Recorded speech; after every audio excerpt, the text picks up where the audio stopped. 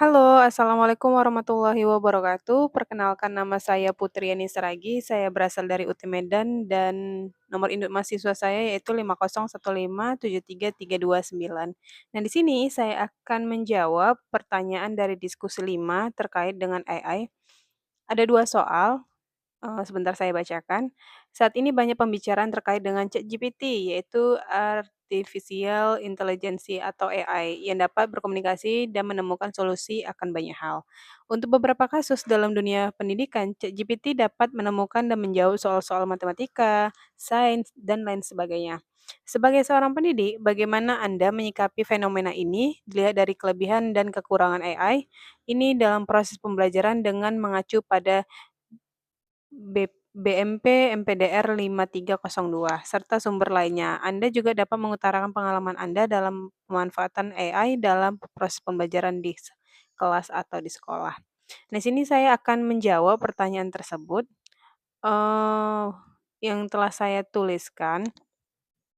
Yang pertama itu adalah kemajuan teknologi pada abad ke-21 telah membawa perubahan besar dalam berbagai aspek kehidupan manusia, termasuk dalam dunia pendidikan. Pendidikan yang semula bersifat konvensional dan berpusat pada guru, kini bertransformasi menuju pembelajaran yang berpusat pada peserta didik dengan dukungan teknologi digital.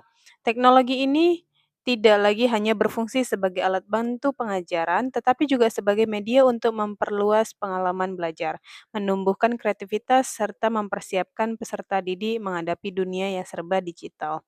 Dalam konteks ini, guru sebagai ujung tombak pendidikan memiliki tanggung jawab besar untuk mampu mengintegrasikan teknologi secara efektif dalam proses pembelajaran.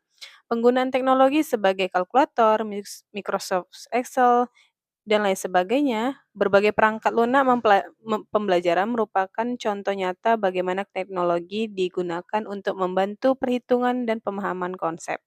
Namun, seiring perkembangan zaman, muncullah teknologi yang lebih canggih, seperti artificial intelligence atau AI, termasuk aplikasi ChatGPT yang kini ramai dibicarakan. Fenomena ini menjadi tantangan sekaligus peluang bagi dunia pendidikan.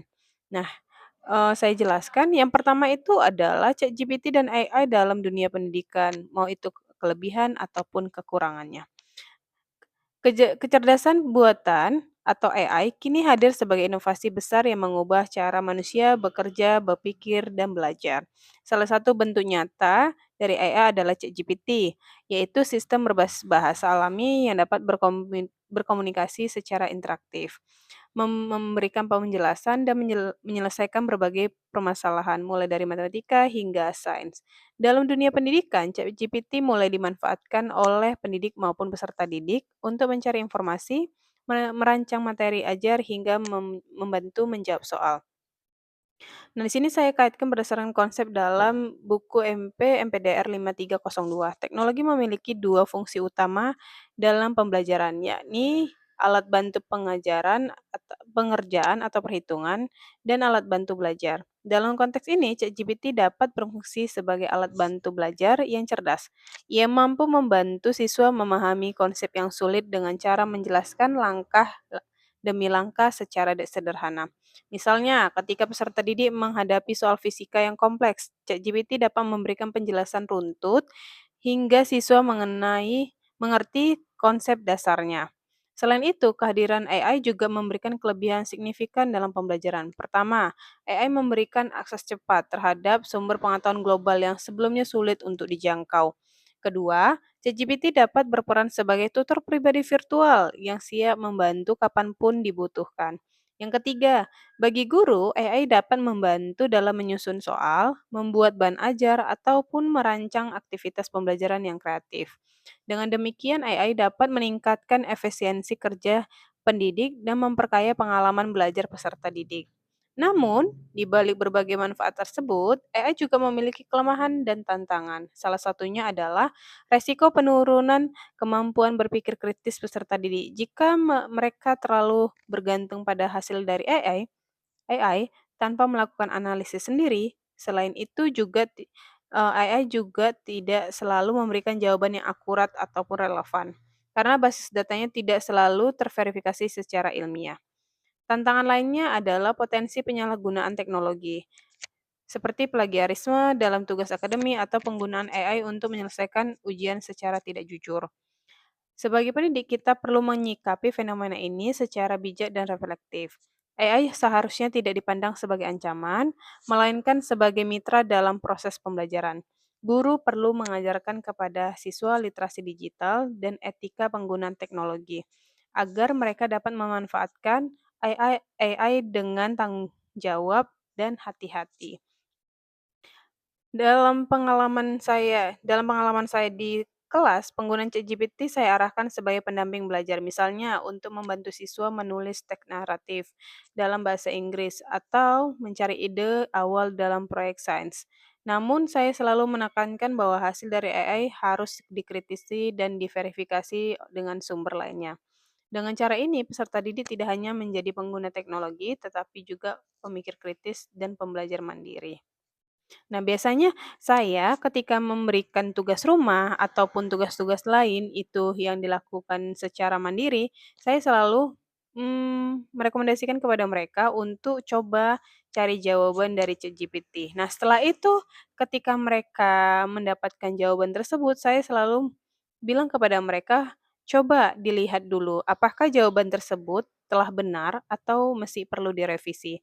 Nah, terkadang ada beberapa hal yang ChatGPT itu tidak bisa memberikan jawaban secara akurat dan benar. Maka, sebelum kita meng-copy paste jawaban tersebut kepada tugas salinan kita, kita terlebih dahulu harus menelaah kembali apakah jawaban yang diberikan oleh ChatGPT itu sesuai dengan apa yang kita mau. Nah, itu saya tekankan terus-menerus kepada murid saya. Karena apa?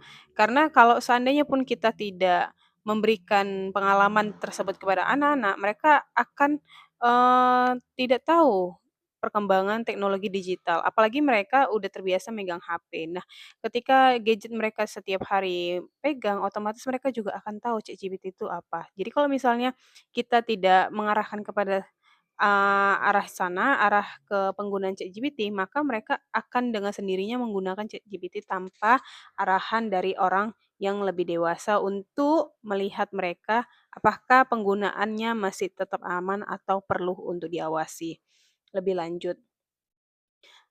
Nah, pertanyaan yang kedua itu adalah,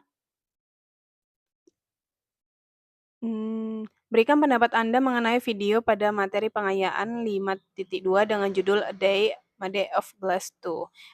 Pada video tersebut teknologi apa saja yang telah kita temukan dan manfaatkan, kemudian bagaimana persiapan Anda sebagai pendidik dalam menghadapi kemajuan teknologi yang begitu pesat tergambar dalam video tersebut.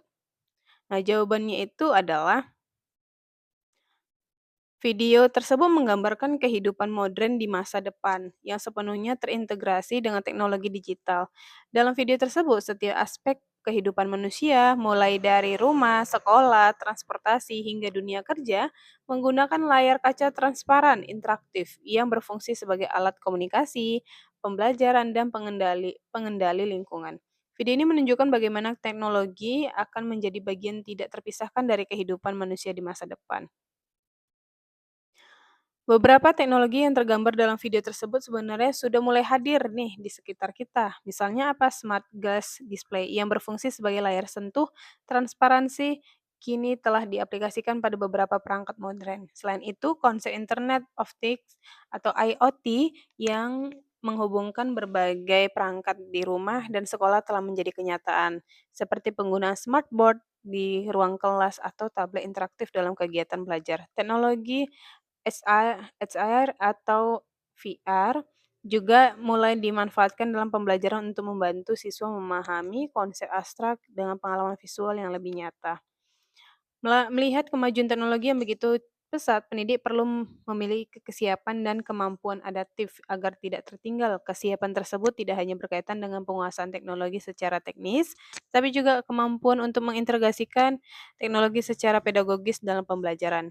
Guru perlu mengembangkan kompetensi abad 21 yang mencakup critical thinking, creativity, kolaborasi, dan komunikasi. Selain itu, guru juga harus membangun literasi digital dan etika teknologi, baik untuk diri sendiri maupun bagi peserta didik. Sebagai pendidik, saya memandang bahwa Kemajuan teknologi yang tergambar dalam video tersebut memberikan inspirasi sekaligus tanggung jawab yang besar. Saya perlu terus-menerus belajar agar dapat menyesuaikan metode pembelajaran, pengajaran dengan perkembangan zamannya. Misalnya dalam pembelajaran proyek yang saat ini saya manfaatkan platform digital untuk kolaborasi antar siswa. Dalam evaluasi pembelajaran, saya dapat menggunakan aplikasi analitik untuk melihat perkembangan siswa secara real time. Dengan demikian, teknologi tidak hanya menjadi alat bantu, tetapi juga bagian dari strategi pembelajaran yang lebih bermakna dan kontekstual, sesuai dengan kurikulum yang sekarang, yaitu pendekatan deep learning. Sekian jawaban dari saya. Terima kasih dan saya tutup. Assalamualaikum warahmatullahi wabarakatuh.